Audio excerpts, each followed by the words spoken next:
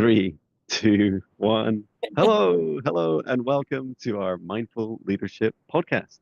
And today we're joined, this is our first international podcast where Natasha's traveled all the way to India. So, welcome to Natasha, my co host, and to our special guest, Gaurri. Thank you for joining us all the way from very sunny India.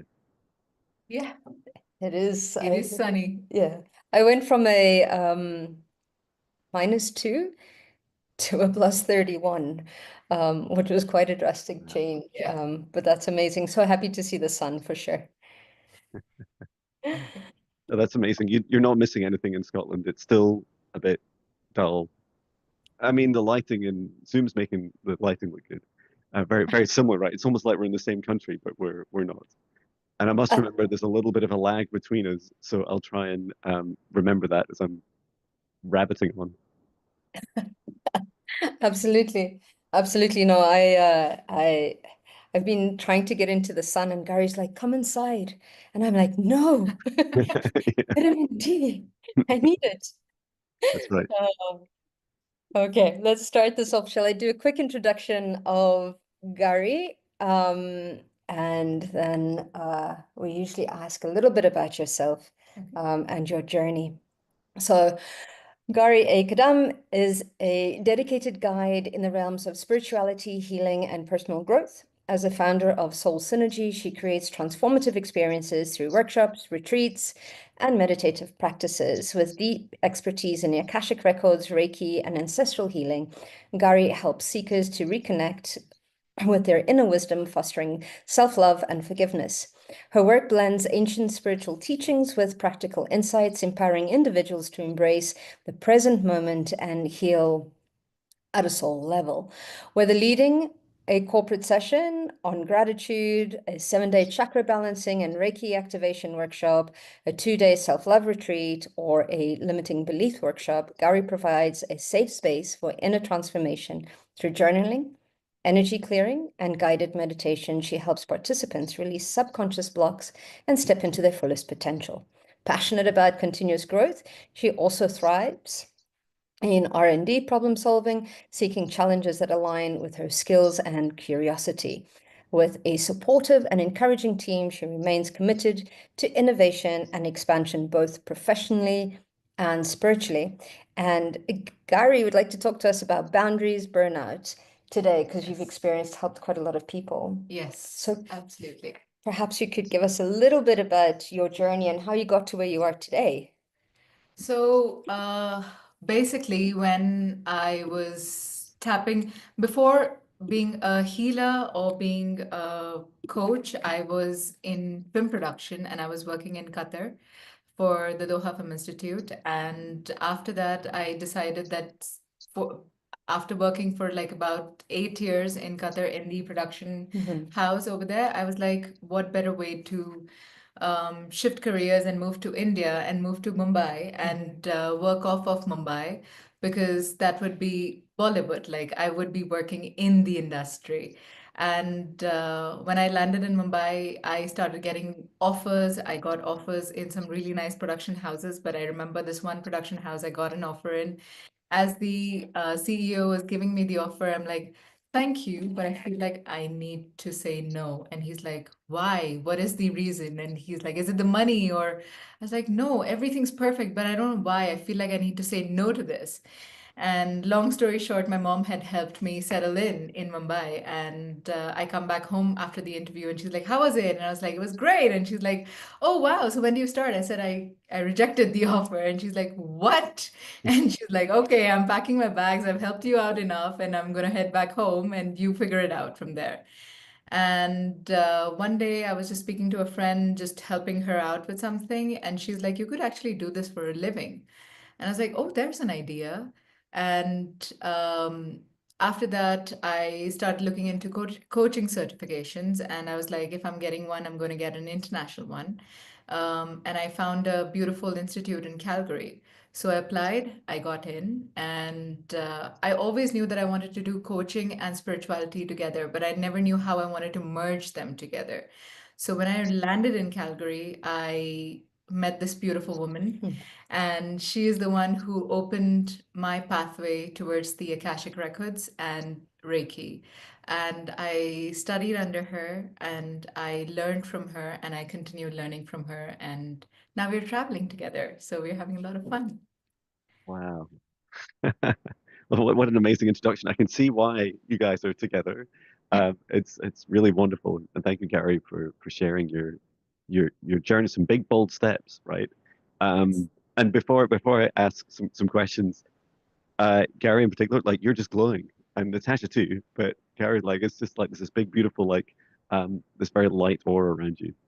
Hmm. Um, I'm fascinated. First of all, could you share a little bit more detail about that experience you had where you said no to what seemed like a good or maybe even perfect offer, like what was going on in your body at that time, like how you felt in that moment when you took that bold step and said, no, it doesn't feel right. So basically, I was sitting, and the interview was also pretty. They didn't have an office in Mumbai. They had an office in Gujarat at the time, and I was sitting in the interview, and we were sitting in a Starbucks, and he did my interview in a Starbucks, and everything went well. He saw my resume, and he's like, "You're perfect as a as a programming head for our company, and this is the offer, this is the salary." And it was like as if my gut was just like turning inside, and right up here in my heart, I just was like, say no, say no. And I'm like, this is silly. This is so silly. Like, why am I saying no? But then it was just an inner calling to just say no to the offer. And I'm glad I did, because today where I'm at, I'm able to service so many people and be of service to so many wonderful souls, not only in India, but across the globe. And this is a much more fulfilling job that I'm going through than what I would have been doing back then. Oh, fabulous. And that heart, stomach, and mind connection is so powerful, right? Like I feel like a lot of us, and I've done this a lot in my life, would disconnect these because everything's easier in your life when your whole team of you, like every aspect of you, is kind of disjointed and fragmented. It's like, oh, I can just ignore what's going on in my body and I just keep going with the things that my mind says yes to. I had a client yesterday. I'm doing a new service of Swedish massage combined with psychic reading. And they, on the psychic side, they're asking all about their potential paths forwards. And we're using some of the Akashic records as well to find out whether they'd make this big decision. And they had to make it that same day as well. It's like, by the end of today, I've like got to decide. I was like, oh, great, no pressure. And when when we were doing the work, and this was through the um, energy healing that I was doing afterwards, a bit like Reiki, I call it quantum healing, and I was helping their solar plexus, their stomach, and their heart and mind come together more as one because their mind was saying, no, right, do not take this big opportunity, and then the heart was like, good, this is the most joy we've ever felt. And whenever my client described the joy, like their whole body lit up, and it was like the little version, their inner child sat there going, this exciting thing, and the mind's like, no, but it might be a waste of time, and just finding that connection. So it's really powerful that you were able to do that in a moment, and it's a high pressure moment, right? When in real time you have to make a decision. So in part, I just wanted to congratulate you, and then also acknowledge how important it is. Like I feel like so many of our world problems would be solved if we could just have a stronger heart and mind connection, and um, not to belittle in any way our stomachs, like our solar plexus, that gut intuition, so important. Absolutely. It must be, that's incredible because a lot of people, especially how we've been conditioned to actually think about that. And I think this is what this podcast is all about, is really connecting into your body Yeah. in order to drive yourself forward. You coach a lot of clients that are do the same as well. So Yes. how do you coach them through that? So recently, I've been getting a lot of clients who are using, like, when it's time to have faith and trust and move forward, their logical mind kicks in. And sometimes I have to literally tell them, like, allow your logical mind to be on the side and just go with the flow. What's the worst that can happen? You will have a setback, but you learn from it. There's wonderful lessons out there. But many a times we're afraid of those lessons because we don't know, because we're afraid that we might lose, like you said, an opportunity in real time. Um, and yes, it was a very powerful opportunity. Salary coming in when I have no money, absolutely zero income coming in. My savings are going on, and at the same time, I'm paying a heavy rent in a city like Mumbai. And at the same time, I'm just like, no, I'm saying no to the salary. It was a very scary feeling, and my clients experience the same thing when they have to make these tough decisions, when they have to decide on the spot and go. And that's when I tell them that give it a shot. There's honestly nothing to lose. Like you will gain an experience at the end of it.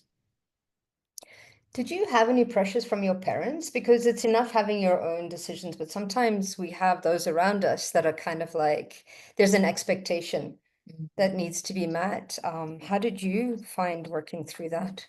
So, no, not exactly pressures from my parents, but my parents did want to see me settle down because if, like, for example, I was having a good income in Qatar, so when I moved to Mumbai and now I'm paying rent. Like at least when I was in Qatar, I was with them. I was staying with my parents. Here now I'm staying by myself and I have to pay rent. So they were just like very concerned as to how am I going to make ends meet.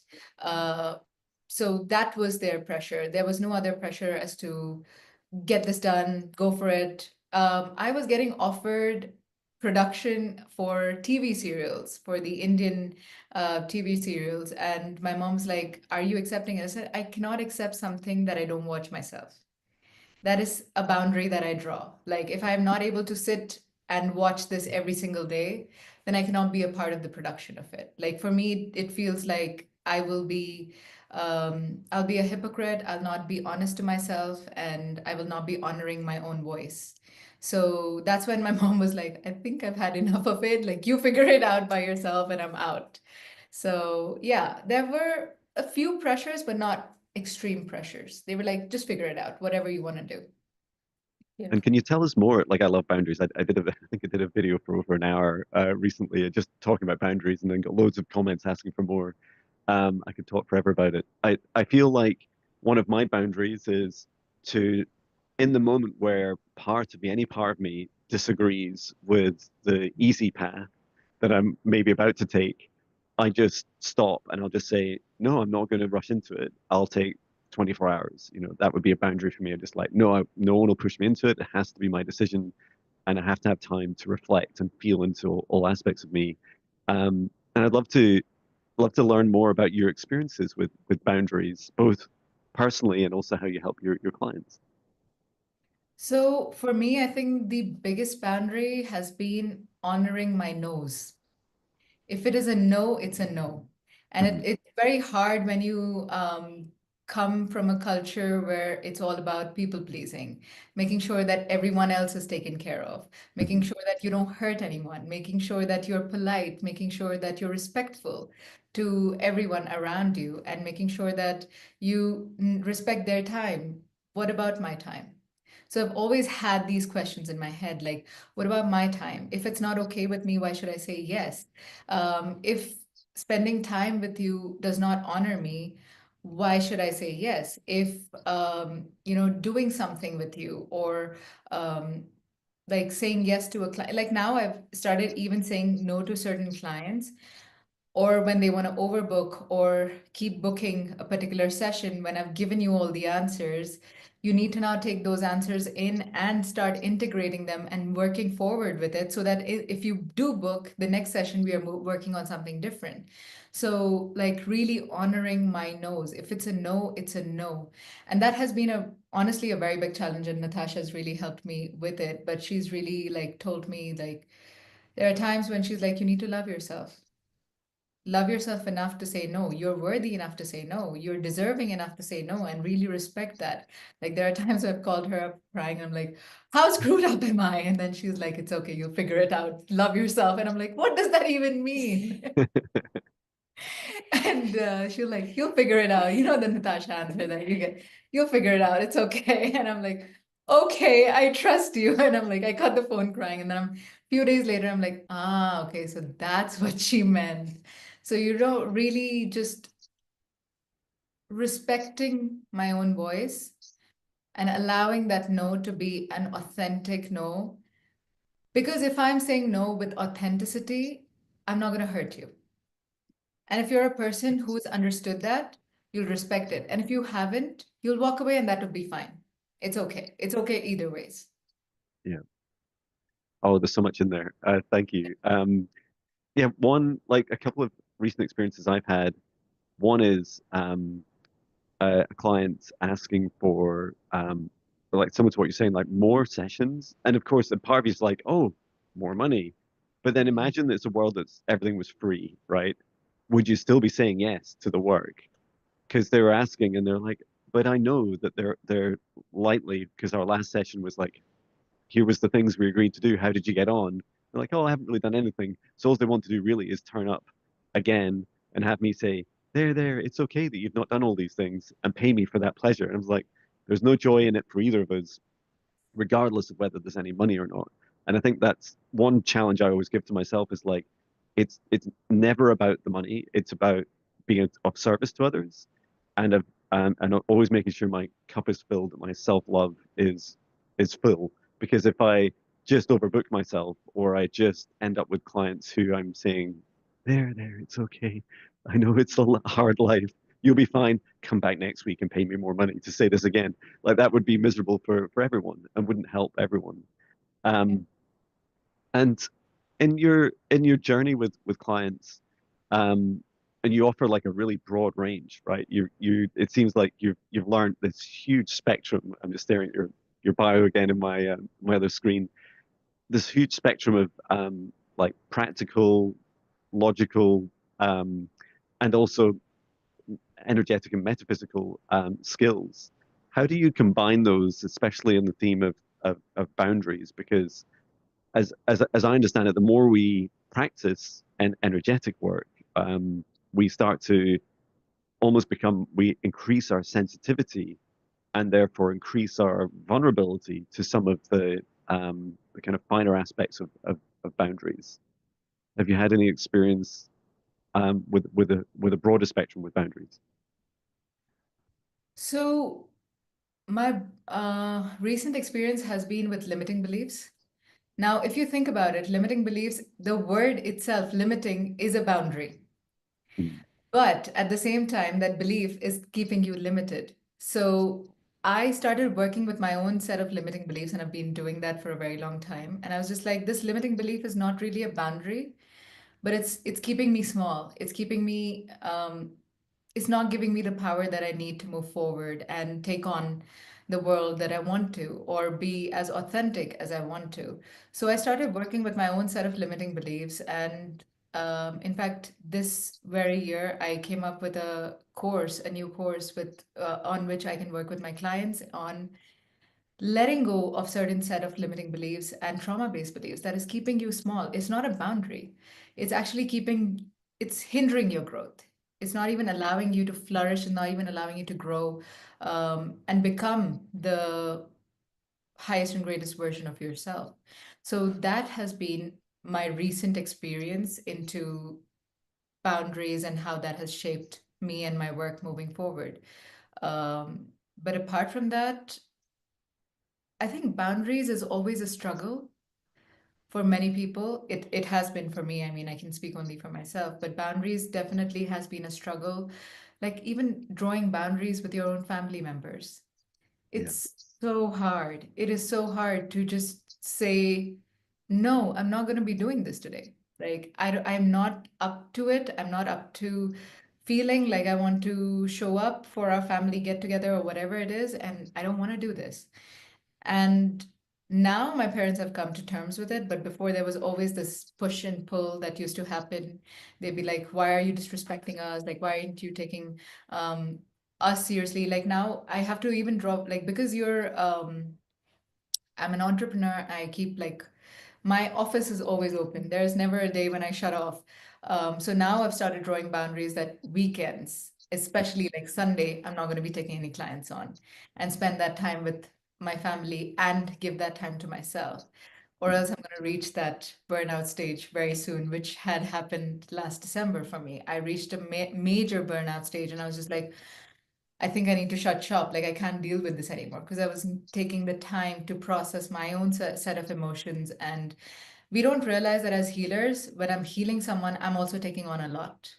And as I'm giving them information, so people will come to me who need information, who need guidance. And at the same time, if I'm giving you something, I'm also like, I need to hear this as much as I'm telling this to you. Mhm. And that information just comes in. So I'm also calling those energetic imprints in my life. But if I'm giving you the information, I'm not allowing that to integrate within me. So now that boundary has come in very beautifully, that give yourself the weekend. It's okay to take 2 days off and just like recoup and come back to work. Yeah, that's lovely. And those sort of important, right? Like um, when you don't say no to something you actually feel a no about, or enough of you feels a no about, it's almost like energetically, emotionally, you already said no, but then you continued on with the actions.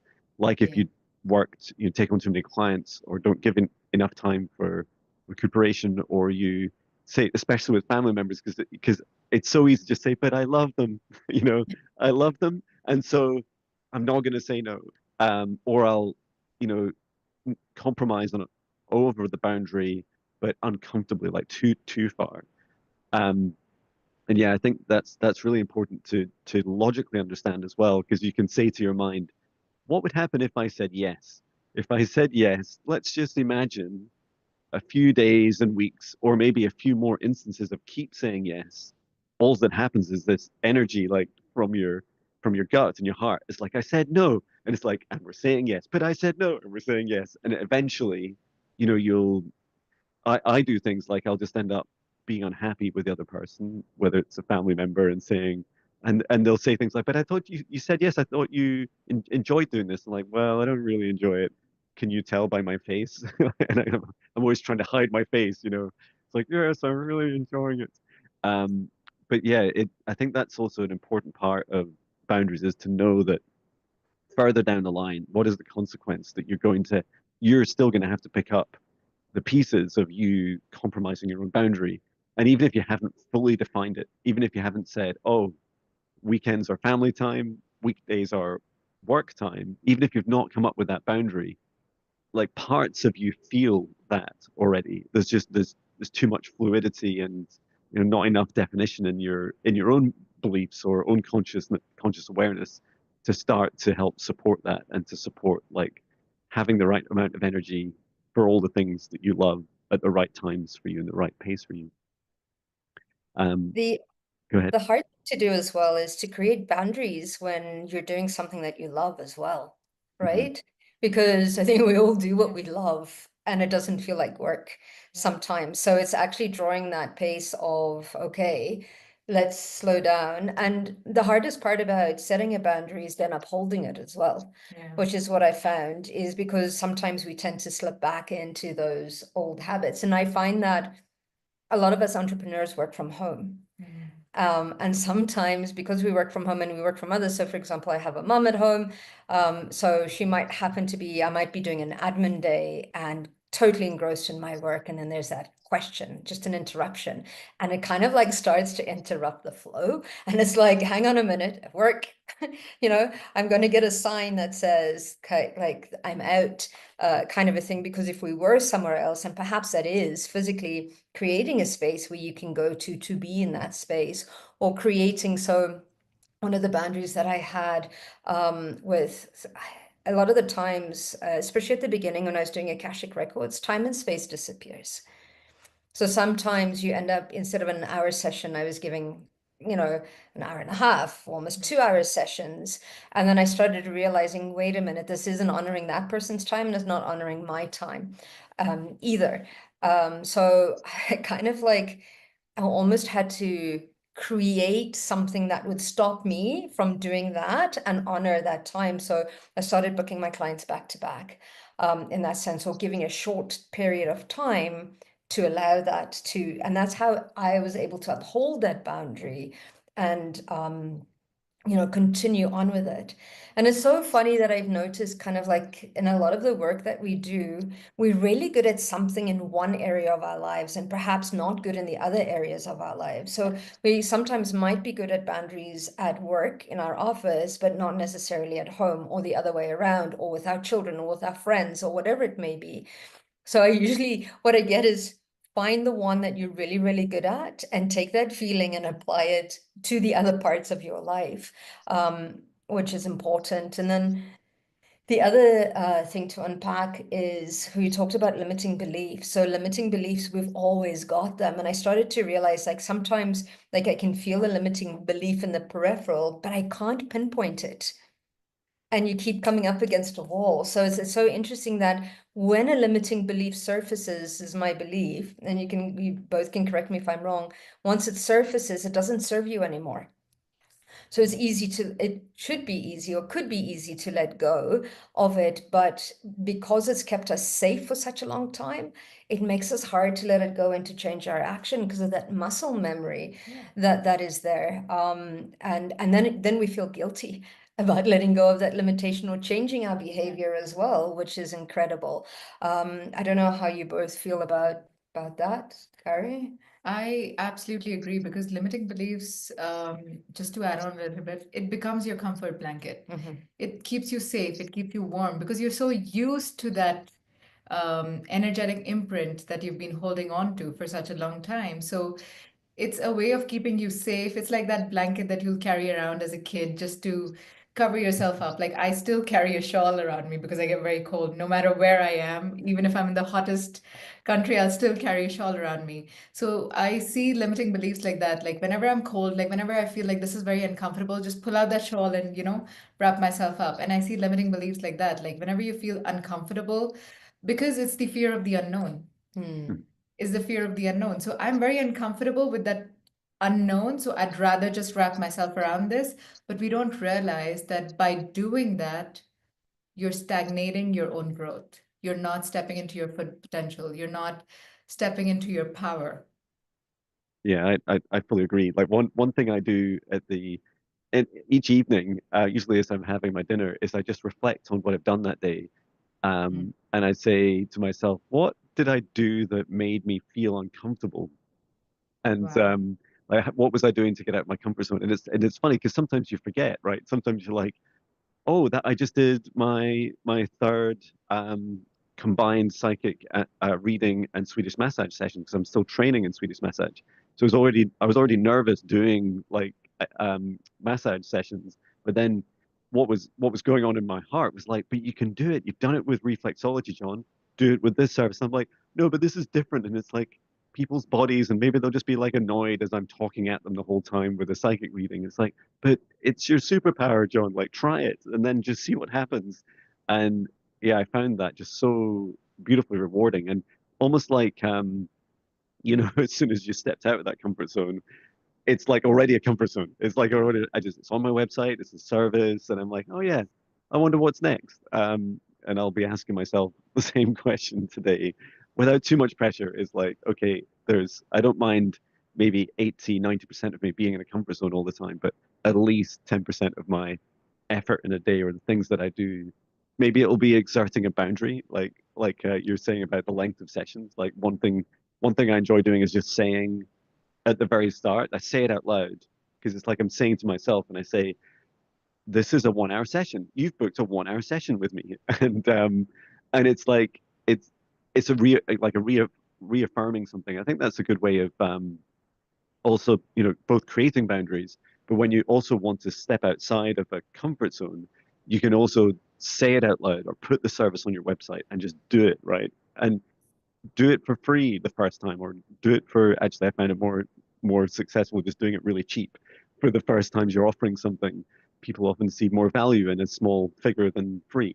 But just doing like making that commitment to yourself and saying, now that I've publicly stated I'm going to do a thing, I'll I'll see what happens and just try it out. I don't need to marry it. I don't need to do it for the rest of my life, but at least I'll be stepping out that comfort zone.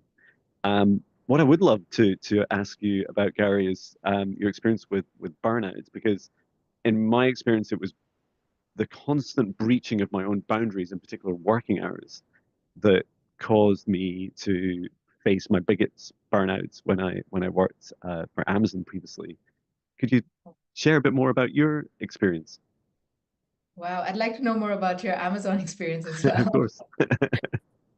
But for me, so last year it was the end of November, like beginning of December, and I had started doing workshops with my clients. So I started like holding small book readings where I was just like, okay, if you can't afford my session, let's read a book which might, if I'm like reading the book with you and if I'm explaining the book to you, we can tap in a little deeper and you might get some answers and you might have some value. So we started doing book readings together and those workshops started growing massively. And like you said, like charging a minimal fee, like not charging a lot for it because I was just like, you know what, like I want to just be of service to people. This is not my way of really earning my money. So, but what I realized is people would book in and not show up. And then I'm just running a workshop for like two people. And poor thing, those two people would then end up like sending notes to the entire class. And I was like, that's not fair. So for me, it was just a lot of push and pull and not respecting time, not respecting, like, there was a lot of like push and pull with the boundaries. And that's when I, at the end of November, decided that I'm not doing any more book readings now. Like, I'm going to stop, put a hold on these workshops, and only those people who are ready for it will show up. And I will restart this probably in January, but that's not going to happen anytime now. And in December, and I was also taking on, because of these workshops, I was getting a lot of clients, which I was very grateful for. But at the same time, my energy was taken away in things that were not like that, like places where I was not respected, like the workshop. I felt like you were not really respecting the energy or the information that's coming in. And that's when I had the constant debate. Is this soul consciousness? Is this my soul consciousness speaking, or is this my ego consciousness coming up that you're not respecting my time? That question also comes up in the head, like my time. So that I felt was more ego consciousness. So I was just like, hold, take a break. It's all right to take 1 month off and just focus on the clients that you have currently, then focusing on the ones that you probably can have. Let's like really work with the clients that you have and let's get them some really nice results and let's see what happens in the future and stop worrying about the future. Like, it's okay. It's been taken care of till now, it will be taken care of in the future. So trust the universe, that the universe always has your back. And that's why I really, it was big to say that, you know what, I'm going to put a hold, not going to ask for any new clients and just work with my current clients. um, Also because like after 5 years, I was getting like an inflow of clients, and I just suddenly said, universe, hold. Like, I need to take a breather. And I was, and that's why I say that the universe is always listening. The universe is always responding to your frequency. So when I said hold, everything went on hold. I had my current clients and I kept working with them. And in January, when I started getting downloads, information, I had taken a nice 1 month break. And I said, okay, universe, I'm ready. And now, like, again, they're coming back in. So the universe is always responding to the frequency. So instead of being afraid of, oh my God, I'm going to lose clients, I just chose to trust and honor my boundary of being like, take a break, take a breather. It's okay to breathe. That's fabulous. And I'll let before I just keep doing my natural thing and asking lots of questions. You wanted to ask me a question. Yeah, I want to know about Amazon. Like, I've heard a lot of stuff, and I've had a client actually who worked for, actually two clients who worked for Amazon in Seattle. So I'd like to know your experience. Fantastic. Yeah, in summary, I was there for 8 years and I left in May last year. In fact, it was really funny. I bumped into Natasha just a couple of weeks ago. I was back visiting my old work colleagues. I was there for 2.5 hours visiting them all. And as soon as I came out of the office, there was Natasha. And it's like, wow, it's like such a small universe. Um, but yeah, I joined in 2016 and I'd been up to that point about what was it, 18, 19 years in the software industry. And I joined as a software manager, and I was developing artificial intelligence systems to work in recruitment. So some of the first, not the very first, which was very negatively and publicly shared. But after that happened, I started my teams, and we built systems for helping fairly and responsibly evaluate resumes, looking for duplicate profiles, job recommendations, a whole range of stuff. And that was a lot of fun. And I built a team of about 30, 35, 38 people. And we did a lot of travel. Went to Seattle a lot. Never made it to India with Amazon, but it was lovely to be able to reach not just like into the millions of people because we knew that our systems touch real people's lives, but also right across the spectrum of leadership in the company. And yeah, some of my experiences of like burnout and boundaries. And first of all, it started with my own breaching of boundaries and just working too many hours. Because in the UK, we're 8 hours behind the west coast of Seattle. So you just always have that battle. And it's totally unreasonable in any human's mind to think that you could match like a Seattle working hour. And yet I was always putting myself under the pressure to work later. And finally, I did write it down. It took me a few years, but I wrote it down. That was helpful because you couldn't just say it to your boss. You couldn't just say, "Hey, you know, please be the god of all meeting requests for John and make sure that no one asks me to work late." And it was something I had to do myself constantly, and get comfortable with it. Like and I also found some coping mechanisms like writing it down, sharing a little one-page document why it was important, Yeah. focusing on sustainability, and then also the benefits of time zones. And you'd be amazed, a bit like my clients now, because most of my clients are still in the US. Um, if something's really urgent, I'll just say to them, you can just, let's just meet like really early your time, but morning my time. I Mm. have time then. And it really, like literally to me, I had lots of time. It was always like 4 p.m. onwards. Every day was crunched so tightly with meetings. Um, and I think there's, there's always like, once you've explained your story and the reason why you have a boundary, because every boundary is unique and personal to us, you can also see the opportunities in it because they're not all just no's, right? Sometimes it's a no to that thing you're just asking because it's easy to ask and maybe just want to slightly bully me into convincing me that it's a good idea. But if I do it once, I'll do it all the time. So this is a boundary for me. Here's some suggestions because, by the way, while you're sleeping, I've got 6 hours done. And by the time you wake up, we can meet and it'll all be amazing.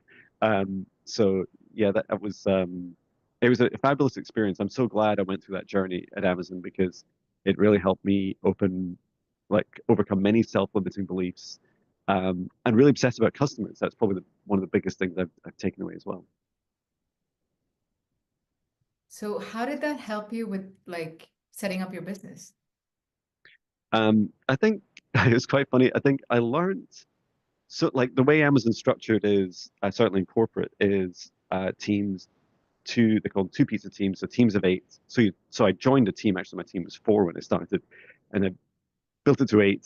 And then you're just in a startup, and but you get paid a salary for as long as you can convince people that it's a good idea to have your team.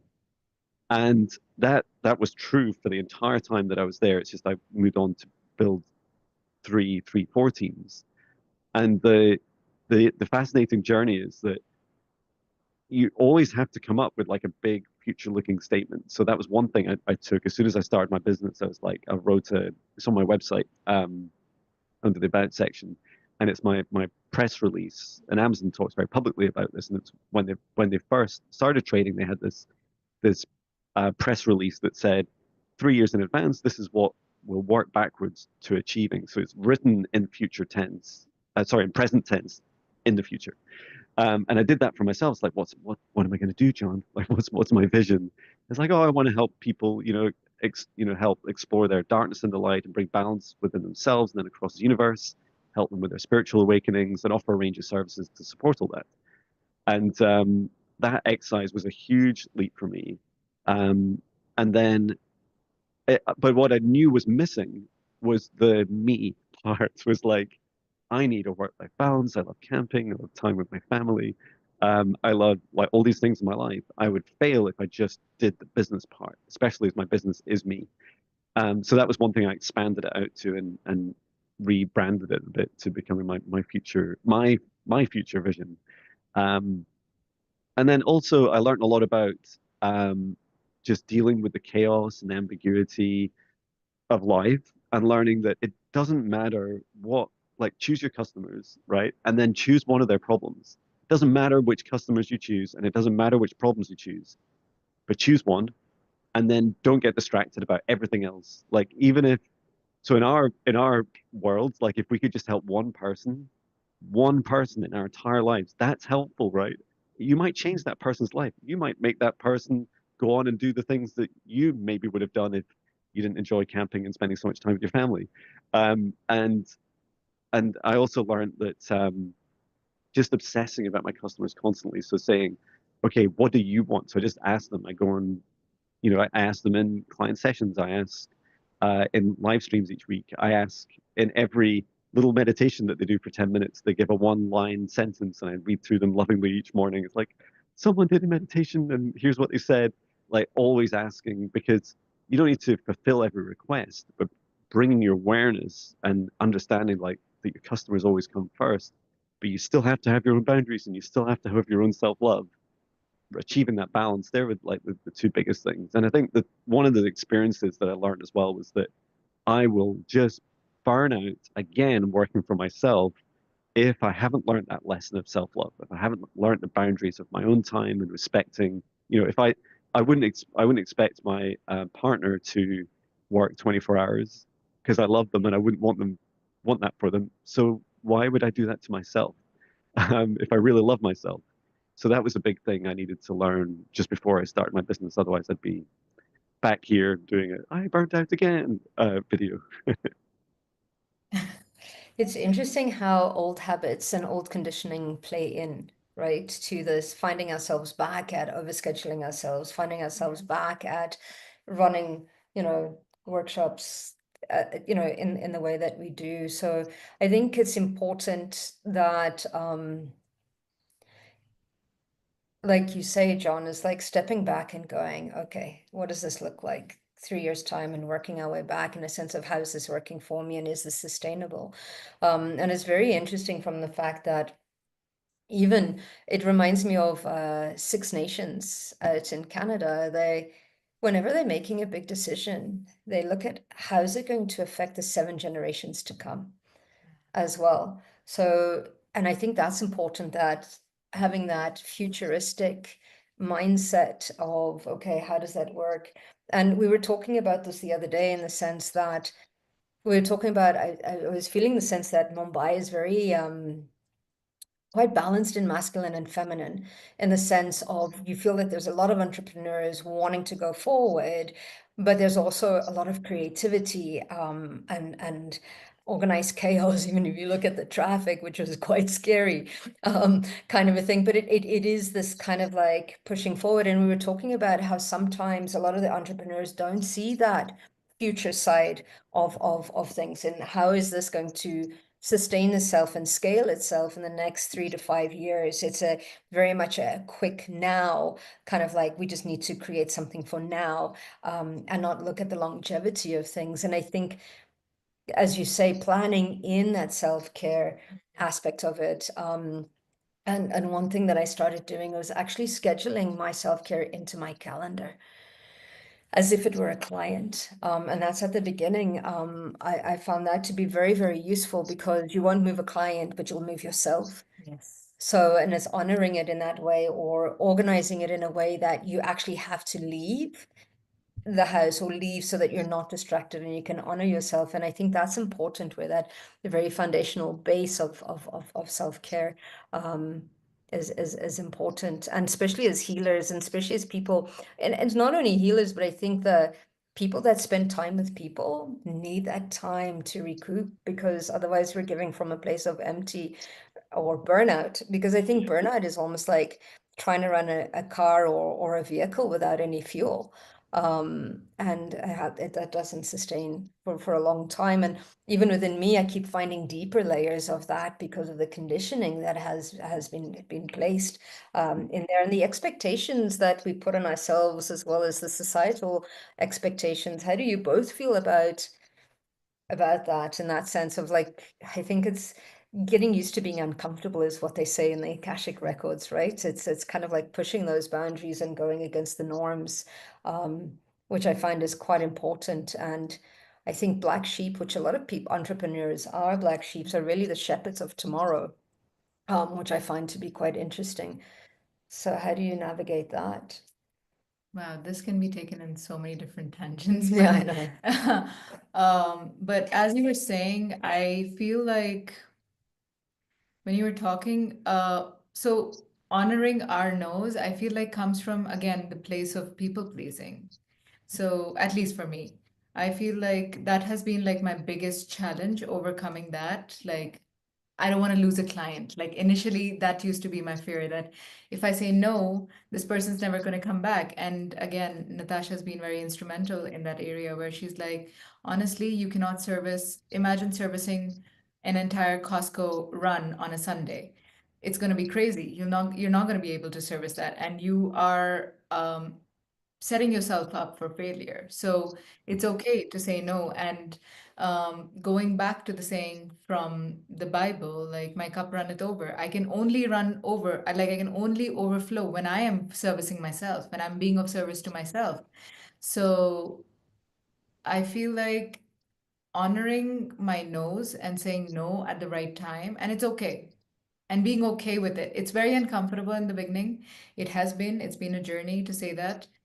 No, I don't think I can schedule you in for a session right now, or I don't think I can overrun this time, but we can book another session in the week to come, and we can talk about this moving forward, but allow whatever has been what has been coming through in your records to just integrate, work with the messages, and then let's see what comes up next week. So Yeah. really honoring those messages. And also the other tangent I wanted to take it on is like, we as kids have always respected our parents' boundaries. At least this is a very, Indian thing. I feel like if my parent is saying that you should be home at a particular hour, as a child, I'm like, how much can I push this? Like, if you tell me to be home at 10, I can try 11, but I will keep you hanging for 1 hour and I keep stressing. So 10 is when I'm going to leave the venue and not be home by 10. So I feel like, but the minute I say that this is my boundary, like I want to be in bed by 10, now I realize and I explain this to my clients, it's like, as kids, when your parents said be home by 10, you wanted to push that boundary. But now Yeah. that it's your own boundary and you say that you want to be in bed by 10, you'll make the world move around you and you'll make sure that you're in bed by 10. So whenever it's my own boundary, I'll respect it. But when it's someone else's and I'm not okay with it, I'm going to try and push it. And I feel like this pattern also comes in. I mean, at least for me, it's coming from a childhood. Like I've been a rebel. Like if my dad said, wake up at this time, I'm like, okay, 1 hour after that time, I'm going to wake up and we'll see what happens. I love that. I also think we like it feels like most of the humans in the world seem to make this really incorrect assumption that the assumption is that time is energy, and they're not even connected, right? And we just go, oh, I don't have time for that. But like, well, how's your energy? And so like it's a good red flag for you to check in on, right? When you're feeling about how many hours you've been working in a day, and you check in on your energy levels. Like last night, I fell asleep on the sofa like that, and I never ever do that. And I was like, I did 4 sessions today, and that happened to me. I can't do that. That's not sustainable. I never behaved like that. Why did that happen? It didn't matter. It doesn't matter if people do similar work to me and do 100 sessions in a day, or if they do one a week or whatever it is. I'm finding that balance, and so I'm constantly going in. I go into my website and I constantly tweak the working hours every time I have an experience, and I go very conservatively to fill my cup first. And I think about the energy. And in fact, just after this podcast recording, I'd already scheduled a very intense session from yesterday because I knew I had a lot on. But it wasn't just the number of sessions; it was the energy I required to put into them. And this in this session, and I'll have 2 hours after our podcast to just relax to do whatever preparation I want to do, and it's just me time. There'll be no like phone time, John, telling myself off. But it's like it's so easy to just think, well, those hours exist in the day, so therefore I probably have, on a typical day, I would have energy for it. But what if that's not true? Imagine that you're not talking about time, you're just talking about the energy. And you're saying, okay, when I do these activities, they replenish my energy. When I do these activities, they drain my energy. And I love doing some of the things that drain my energy, but I'm getting, finding ways to get better and not like allowing people to drain my energy. Sometimes that's the people themselves that you work with. If you just sat there and they're just saying, yes, I totally agree, John. I'll definitely do that. I'll be back next week. And then all you hear is they haven't done it and you feel drained. Or maybe it's more like metaphysical, like you're in the session. And I hear this from, meditators and massage practitioners and nutritionists. They're like saying, after sessions, I'm just so drained. And the client feels great. They're like, oh, it's just so good. Can I come again? Can I come again? And you're like, I need, I need to recuperate. And, uh, and then we can meet again. So yeah, I think like focusing on the energy first. And I haven't figured out the magic in my calendar yet, other than I have orientated my services to like they are both the time that is around them, and then I can create buffer time around it. The harder, more intensive sessions have longer buffer times, and they also now have specific days I'll do it. And so it's almost like I can take a kind of average of my energy and say that's okay. I could do that sustainably. But then also knowing when things go wrong, when you're wrong, and you say that energy calculation or estimate, John, was wrong. I need to be able to say, and I've done it. And last time I did it was in December. I had to push out like 3 days of work, and I just said, no, it's just too much.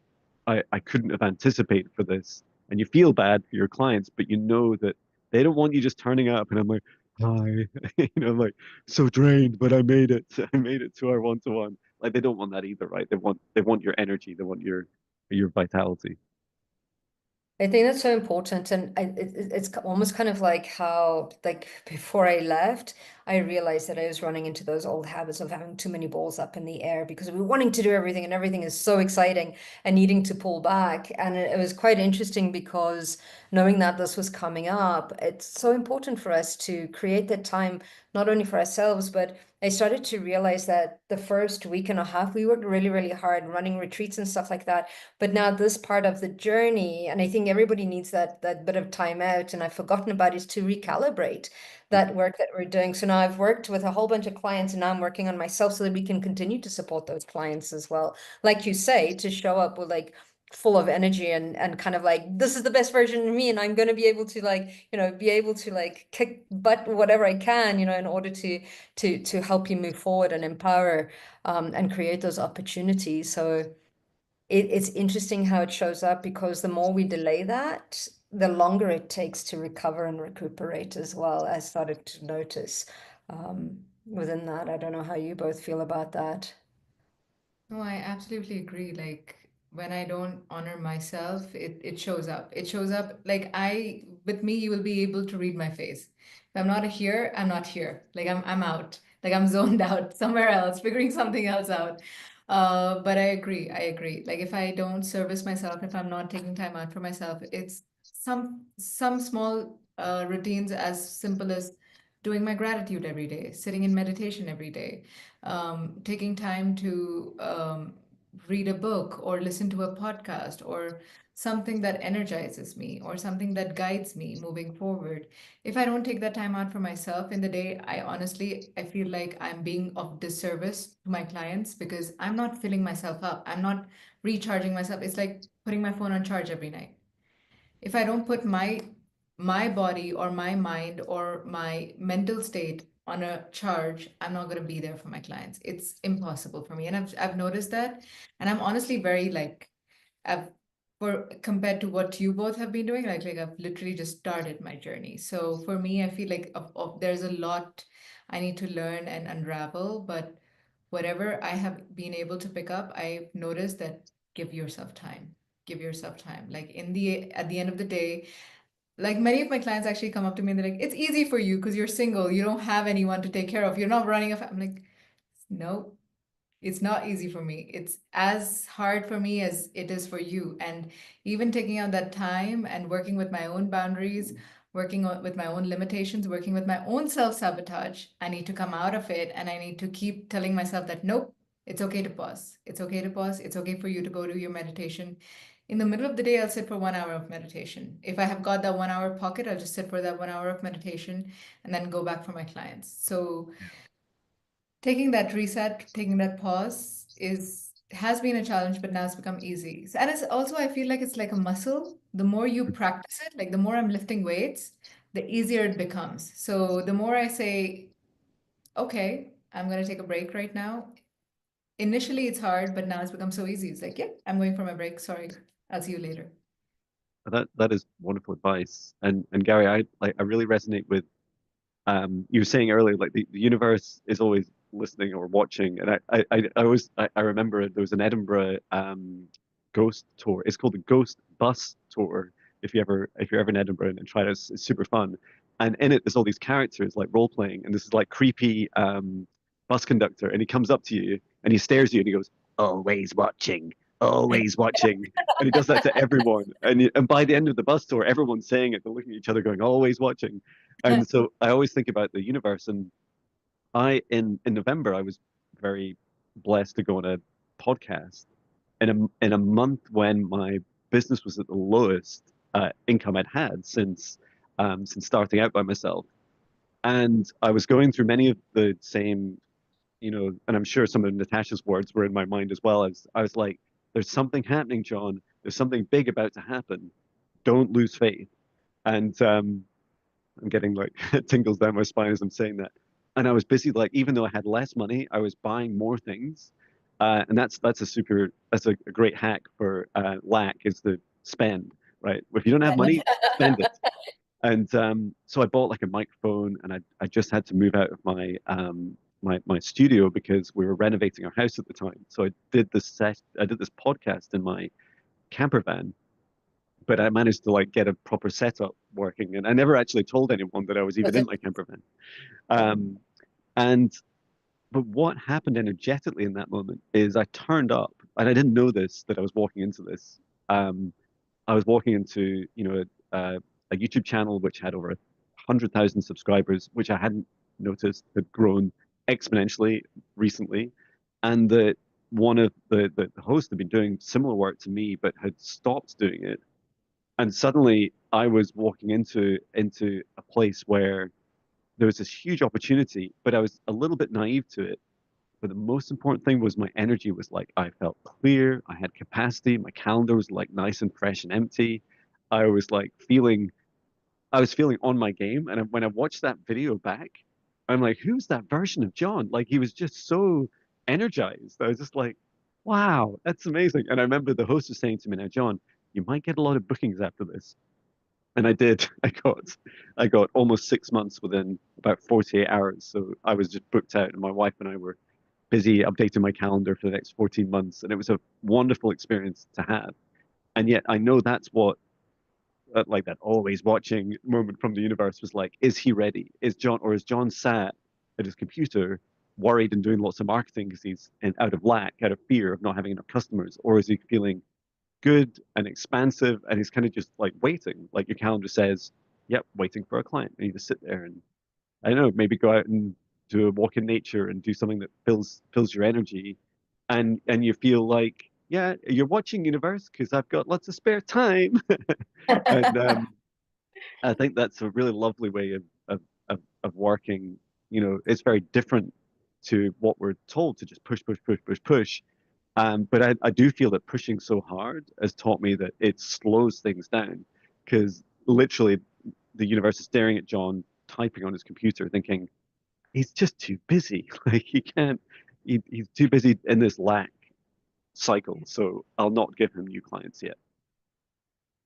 But Yeah. that's a very beautiful point you put there. Like, not just honoring your no's, but honoring your yeses are also major boundary. And that's how you push your boundaries, which you said so beautifully, that you honored that yes. And you were like, yep, it's scary, but I'm going to jump onto this opportunity and I'm going to see what happens. And when you did, you had a lot of abundance come in from all different forms. And this is something I have been telling my clients recently. Like, I've been coaching them on feelings, thoughts, beliefs, and actions.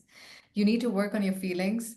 So if you're feeling lack, what's going on? What are your thoughts? What are your beliefs? Where is this belief? And I recently read this quote in a book. Um, oh, Esther and Jerry Hicks, I forget the name of the book. Ask and it's given. So in that Mm. book, it was said, every belief was once an innocent thought. And that just sat and resonated with me so beautifully. I was like, wow, that is so powerful what they just said, that every belief that we have was once literally an innocent thought, that maybe you can't do this. That's it. But we made it into such a strong belief that I can't do this. I'm not worthy of this. I'm not deserving of this. And that formed our personality, that formed our reality. And now we're sitting here breaking those bricks and moving forward and pushing our boundaries and being like, you know what?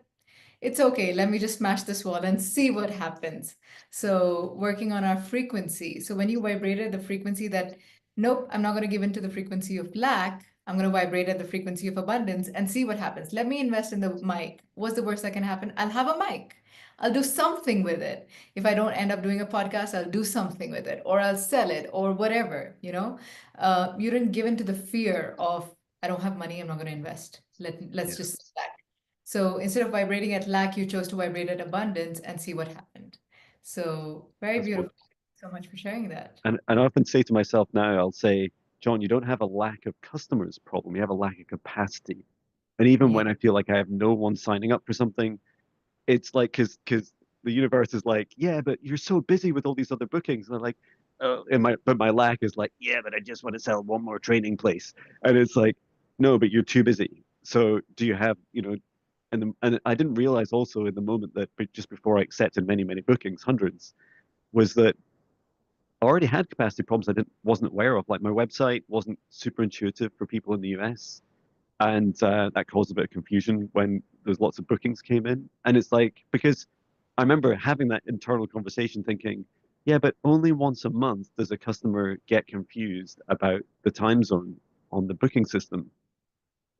But that the capacity problem is, if that was like a quarter of my bookings, and I amplify my number of bookings, suddenly if I scale that, that's a real problem. It's like it took me hours of rescheduling sessions and a good few hours updating my website, which I could have done when I had a lot more free time. Um, so yeah, I think And that capacity side is a huge thing, and often it's our energy, right? It's not just our time; it's our what's your capacity for energy. And John works at a capacity of like 5 people. It's wow. really impressive. Wow. That's amazing. No, but to add to what you just said, you're so busy. I used to say that a lot, like I'm so busy, I'm so busy, I don't have time, I don't have time. And then later on, I saw this one conversation with this it's like a female saint that I follow, Sister Shivani, and she just said, start saying, I am so easy. I'm so easy and I'm so in flow. And I was just like, wow, that's an affirmation that I could start saying, like, give it a shot. And honestly, when I started saying that, time just showed up. I was just like, wow, where did I get this pocket of time? Like, where was this before, last week before, when I needed to schedule a client or schedule like a pedicure for myself or do something for myself?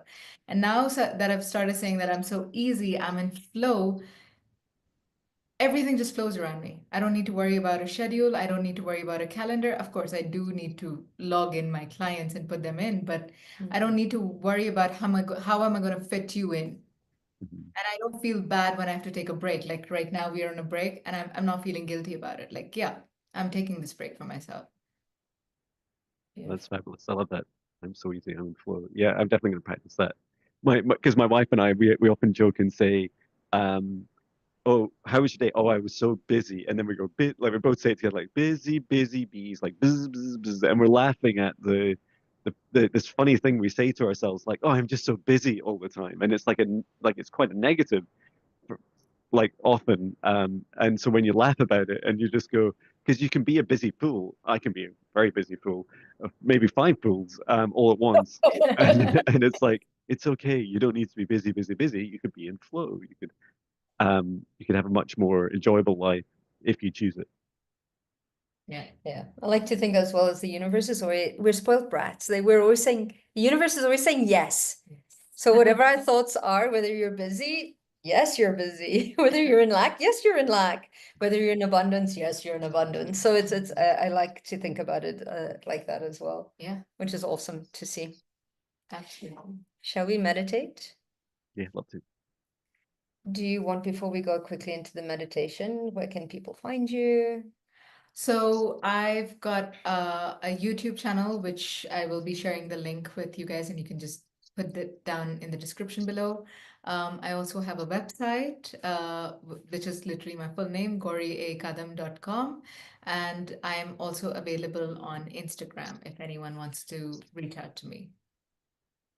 I love Beautiful. your website.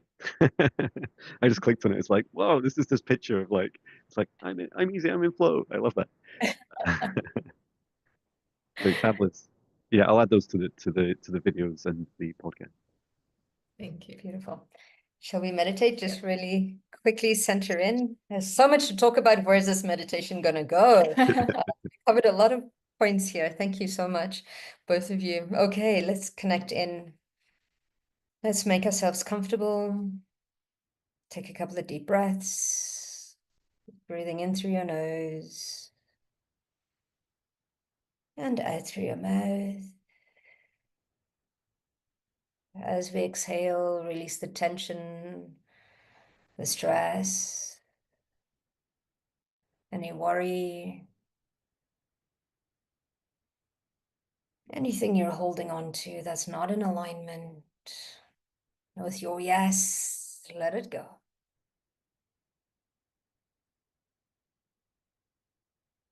And breathing in and exhaling.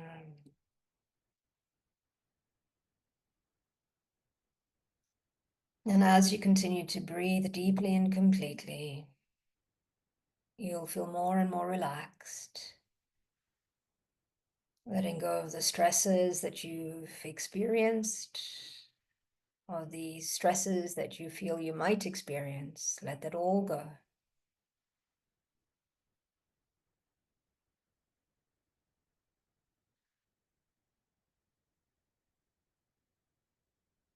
And you'll start to notice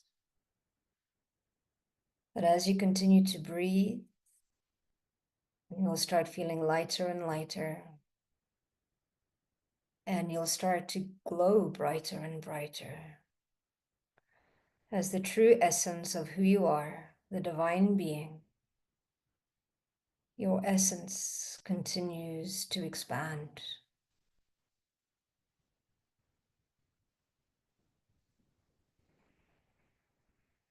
As we let go, we create more space for our divinity to shine through. Letting go of anything that constricts us, whether it be physically, mentally, and emotionally. Letting that all go.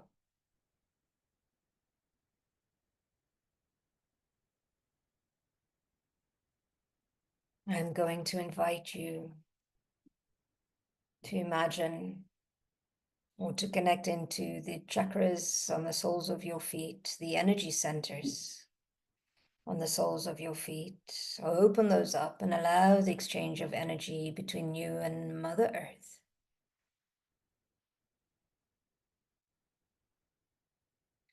And as you continue to feel this exchange, you start to feel more grounded,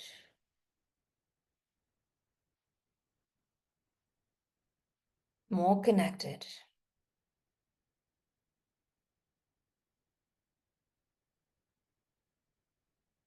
Connect into the root systems of the trees. And become one with Mother Earth.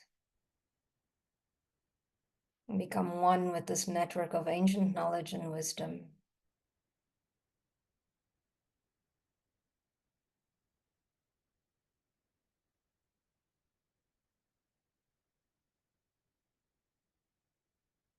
And as you become one with this network of roots connecting you to all things, allow that energy to flow in through your body, moving up your legs. Allow them to clear the chakras on your knees, representing the divine feminine and the divine masculine.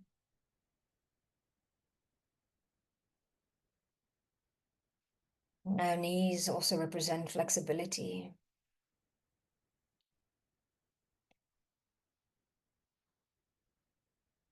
Allow these chakras to clear on all levels, all layers, and all dimensions,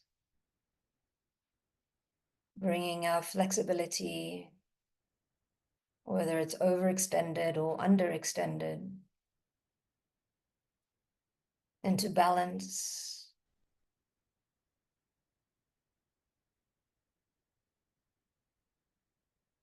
And these chakras also represent destiny. And if this flexibility is out of balance, it makes us harder to walk our path in the direction that expands us, walking the path of our highest potential. And allow this connected energy to continue to move up into the body, allowing it to connect into your root, anchoring this energy into the base of your spine.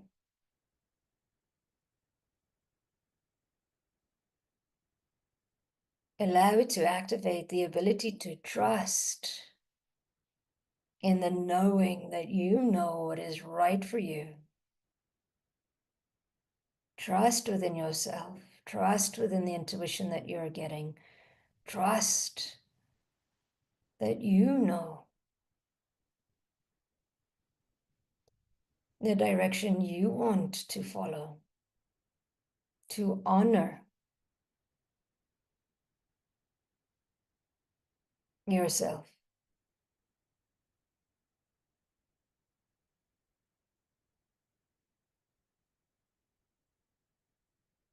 And allow the energy to continue to flow up into your sacral.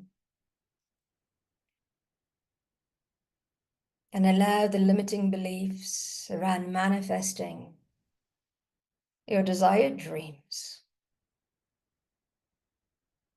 Let's release, let go. This is our center of creation.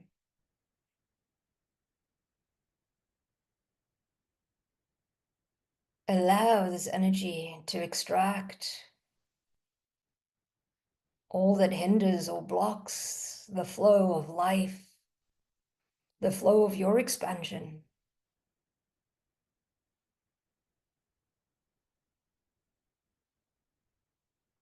Allow this energy, your center of creation, give it the freedom that it needs to create the life that you are worthy and deserving of being when you are in your highest potential. And allow this energy to continue to flow up into your solar plexus.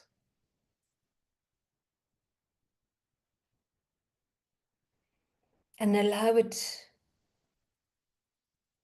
to speak to you. What are the boundaries that you need to create in order to allow this flow of creation? What are the boundaries you need to let go of that are keeping you small?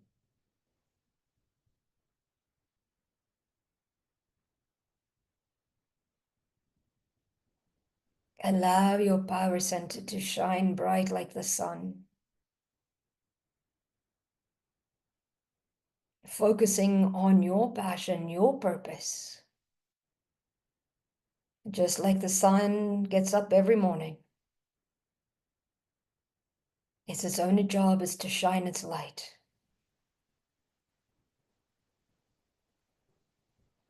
It can only shine its light to be able to support its universe. Remember that you have this power.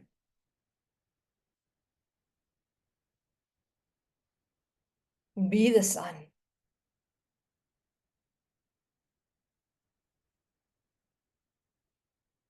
Activating the sun within you, activating your true divinity. As you allow this energy to move up into the heart,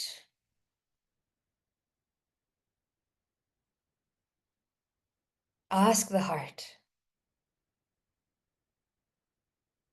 what does it truly desire? Now, what does it truly desire to create? What does it feel like when you are in your highest potential?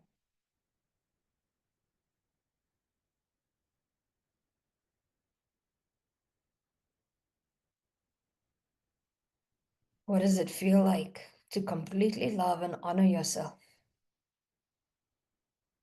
and respond to life from a place of love and compassion, honoring you, the true divinity,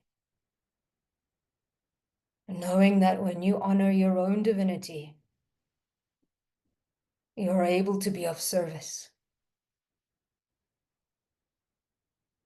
to others, because then you have the love. You're not looking for it outside, but you are emanating it from the inside out, because you have it to give. Where can you love yourself more?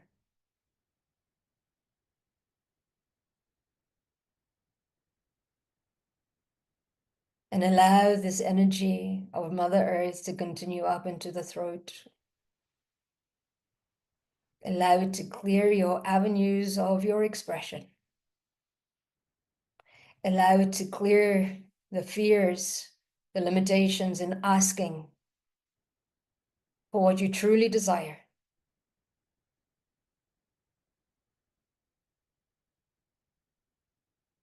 Clearing the fear of saying no to the things that no longer serve. Clearing the fear of saying yes to the things that expand you, to the opportunities that show up that are in alignment with your joy, your excitement.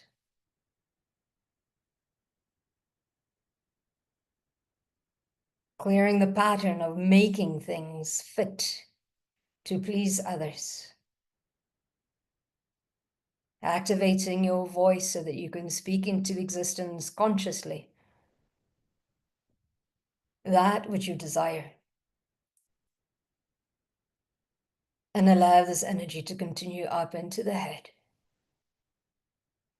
Allow it to create clarity and vision.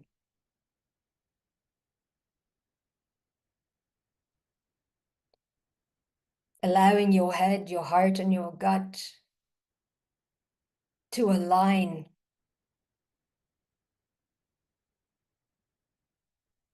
Because when these are aligned, you're completely of service and completely alignment with your higher self.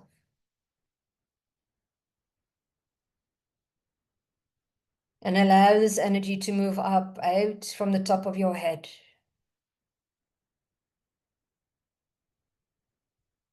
Clearing the limitations of connecting up into the higher self. Might not necessarily be up, but let's connect into the energy of the central sun. Allowing a light to move up through time and space. Connecting in with this being. The frequencies of Christ consciousness, unconditional love, compassion, and ascension. And as we draw this energy back down into our body, allowing both energies to merge, to circulate, to replenish, to replace. We expand these energies beyond our physicality, clearing our auric fields, raising the vibrational frequency, bringing the alignment of the feminine energy within us, of Mother Earth, the masculine energy of the sun, into our bodies, creating the Trinity, the child.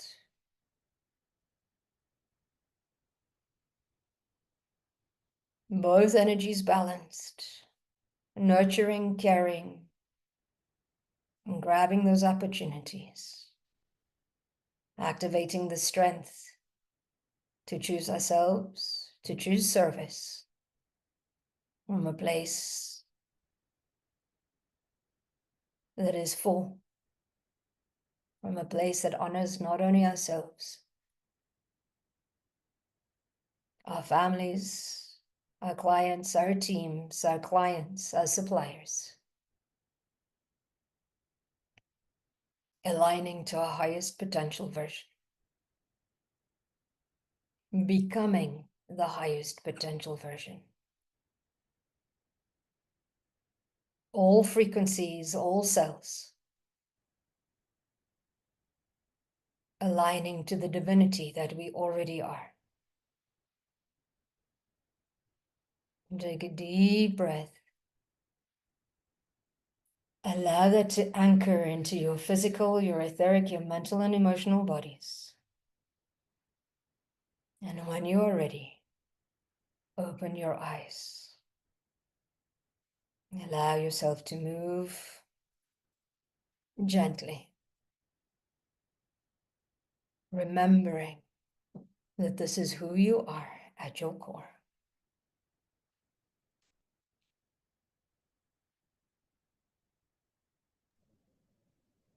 Wow. Thank you. Thank you. That was epic. I just felt like I was going off on a whole journey. Really beautiful. Thank you so much. And thank you, Gary. It's been fantastic meeting you. And yeah, please do everyone check out Gary on the links that I post in the video. And also excited to most of my activities on YouTube. I'll find you there as well. And yeah, look forward to maybe you guys. Maybe you'll come to Scotland next time, or maybe we'll all be in India next time. That would be a lot of fun. But thank you for joining us this time, and hopefully we can see you again soon. And thank you everyone for joining us. Please do share our videos, and if you're interested in coming along to our podcast, just let us know. There's links in every podcast episode on how to submit your guest request. And we look forward to seeing you again in the next couple of weeks. Thank you so much, everyone. And thank you to Gary and Natasha. Thank you. So much. Bye, everyone.